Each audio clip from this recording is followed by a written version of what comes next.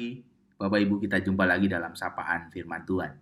Semoga Bapak Ibu semua sehat dalam damai sejahtera Tuhan.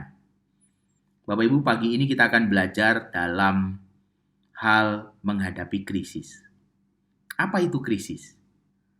Secara umum, karakteristik krisis itu adalah sesuatu yang terjadi tidak terduga, sesuatu yang mengancam, dan sesuatu yang menimbulkan ketidakpastian. Itu yang disebut dengan karakteristik dari krisis. Jadi ketika terjadi sesuatu yang tidak terduga, lalu membuat kita menjadi terancam, dan juga membuat kita berada dalam situasi yang tidak pasti, itu disebut dengan krisis. Bagaimana kita menghadapi krisis?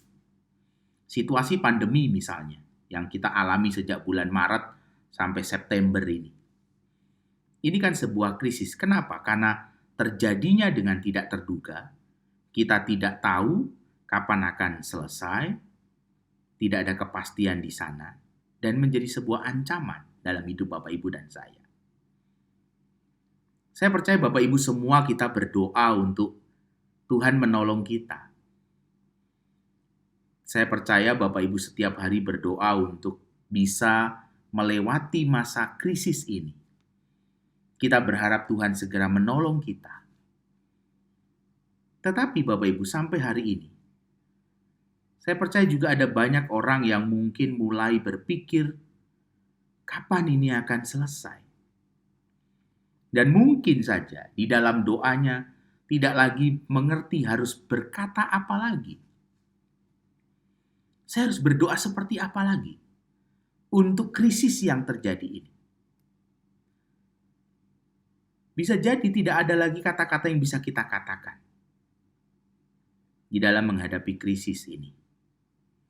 Tetapi kita perlu belajar dari apa yang dikatakan Rasul Paulus di dalam Roma pasal 8 ayat 26. Rasul Paulus pasti pernah mengalami krisis yang seperti ini, dan ini diungkapkan di dalam tulisannya di dalam surat Roma pasal 8 ayat 26. Mari kita baca. Roma 8 ayat 26. Demikian juga Roh membantu kita dalam kelemahan kita, sebab kita tidak tahu bagaimana sebenarnya harus berdoa.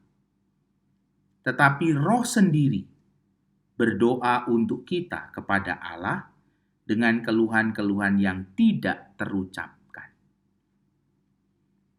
Bapak Ibu, kita diajak untuk belajar melihat pengalaman Rasul Paulus di dalam menghadapi krisis.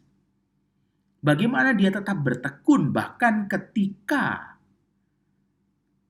dia tidak tahu lagi apa yang harus dia katakan di dalam doanya. Paulus tetap bertekun ketika tidak ada lagi yang bisa diucapkan di dalam doanya kepada Tuhan. Menarik. Apa yang bisa kita pelajari di sini? Kita bisa belajar dari Rasul Paulus bahwa Rasul Paulus ingin menunjukkan melalui pengalaman ini bahwa doa di dalam iman, doa di dalam ketekunan itu bukan soal memenuhi doa itu dengan kata-kata. Tetapi doa dan iman serta ketekunan itu adalah intimitas, keintiman. Keintiman itu melampaui kata-kata. Bahkan ketika kita tidak lagi punya kata-kata untuk disampaikan kepada Tuhan, ketika kita tetap bertekun, kita tetap bisa berdoa kepada Tuhan. Dikatakan bahwa Roh Allah itu akan berdoa bagi kita kepada Allah dengan keluhan-keluhan yang tidak terucapkan. Ketika kita tidak lagi mampu untuk menemukan kata, menyampaikan apa yang menjadi isi hati kita kepada Allah. Roh Allah menyampaikan keluhan-keluhan yang tidak terucapkan itu kepada Allah sendiri untuk kita. Bapak Ibu, kita perlu belajar bahwa krisis akan terjadi, tetapi keintiman kita dengan Allah menjadi sebuah perjalanan yang harus kita terus alami. Ketika kita tidak mampu menemukan Allah, Allah tetap mampu menemukan kita. Itu yang kita lihat di dalam surat Rasul Paulus kepada jemaat di Roma pasal 8 ayat 26. Kita seringkali memenuhi kesunyian karena krisis yang terjadi. Kesunyian dalam hidup kita, kekosongan dalam hidup kita. Kita isi dengan bunyi dan suara supaya kesunyian itu diubah menjadi sesuatu yang tidak lagi sunyi karena ada suara dan ada bunyi di sana. Tetapi kita belajar dari Rasul Paulus, kesunyian itu kadang menolong kita untuk mengalami keintiman yang lebih mendalam dengan Tuhan. Kesunyian tidak harus diisi dengan kata-kata, tidak harus diisi dengan bunyi-bunyian, tetapi kesunyian itu bisa menjadi kesempatan kita mengalami Tuhan yang lebih dan lebih lagi. Tuhan yang membawa kita mengalami pertumbuhan melalui kesunyian dan keheningan. Bapak Ibu saudara sekalian dikasihi Tuhan, kita perlu belajar di dalam menghadapi krisis untuk mendengar apa yang Tuhan ingin katakan melalui krisis yang terjadi.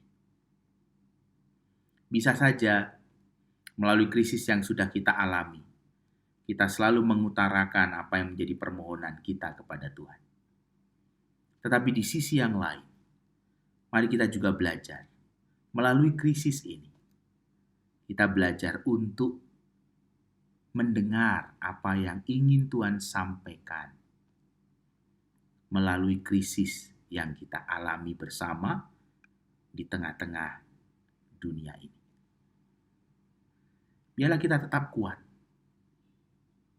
terus tekun berdoa. Karena doa bukan sekedar kata-kata. Doa dan ketekunan iman adalah keintiman. Ketika doa kita tidak lagi bisa berkata-kata, ketika kita tidak tahu lagi apa yang harus kita katakan, mari kita tinggal dalam keheningan untuk mendengar Tuhan yang berkata kepada kita. Tuhan menolong kita di dalam segala krisis dan segala kemuliaan tetap bagi Allah. Amin.